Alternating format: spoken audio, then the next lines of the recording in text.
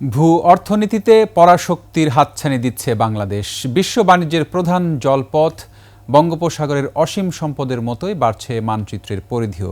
দক্ষিণে দৃশ্যমান হচ্ছে নতুন নতুন দ্বীপ। প্রায় ৯০০ বর্গ কিলোমিটার জুড়ে জেগে ওঠা ভূমির পাশাপাশি হাজার কিলোমিটার আয়তনের ডুবোচরও খুলে দিচ্ছে সম্ভাবনার দ্বার। বিস্তারিত আকবর হোসেন সুমনের রিপোর্টে।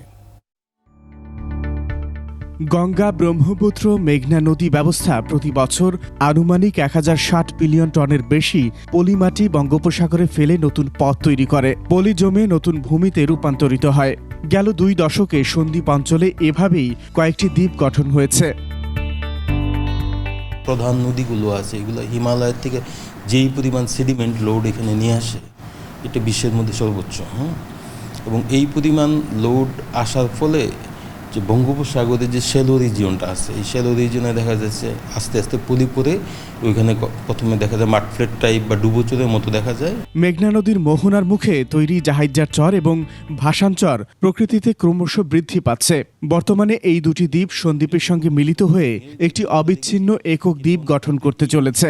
নোয়াখালী, সুবর্ণচর এবং তার সাউথ পার্টে এগুলা একসাথে মার্জ করে বড় একটা ল্যান্ডফর্ম তৈরি করছে।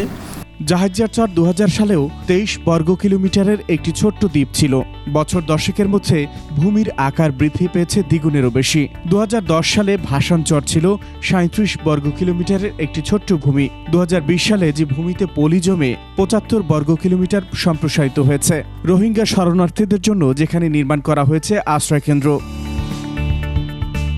২ দশকে উপকূলীয় ভূ প্রকৃতির পরিবর্তনে জেগে ওঠা নতুন চরগুলোর অস্তিত্ব স্পষ্ট করেছে উপগ্রহ কেন্দ্র, যেখানে দেখা যায় প্রায় ৯০০ বর্গ কিলোমিটার আয়তন বৃদ্ধি পেয়েছে। সমুদ্র সীমার মধ্যেই এই পরিধি বাড়ার সাথে সাথে আমাদের ল্যান্ডও এক্সপান্ড করছে বাংলাদেশে। এটা আমাদের জন্য একটা সম্ভাবনার ক্ষেত্র। আমরা যদি সঠিকভাবে এটাকে পরিকল্পনা করে কাজে লাগাতে পারি, অবশ্যই এটা দেশের বেশ কাজে লাগবে। দেশ জুড়ে তোলপাড় ওয়ালটন ফ্রিজ কিনে আপনিও হয়ে যেতে পারেন মিলেনিয়ার।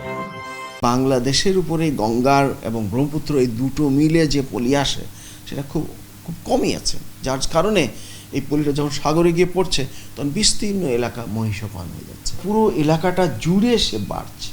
এই জন্য কোনো একটা জায়গায় বাধা সৃষ্টি হলে হয় কি ওই জায়গায় তখন দ্বীপ হয়ে বাড়তে থাকে। এখন ওই দ্বীপ অঞ্চলগুলো তো প্রাকৃতিক সম্পদে পরিপূর্ণ। নিঝুম দ্বীপ, স্বর্ণদ্বীপ, ভাসান চর এবং সন্দ্বীপের বর্ধিতাংশ সহ অস্তিত্বের জানান দেয়া নতুন চরগুলো ভবিষ্যতে দেশের মূল ভূখণ্ডের সঙ্গে যুক্ত হবে। আকবর হোসেন সুমন, ২১ টেলিভিশন, ঢাকা।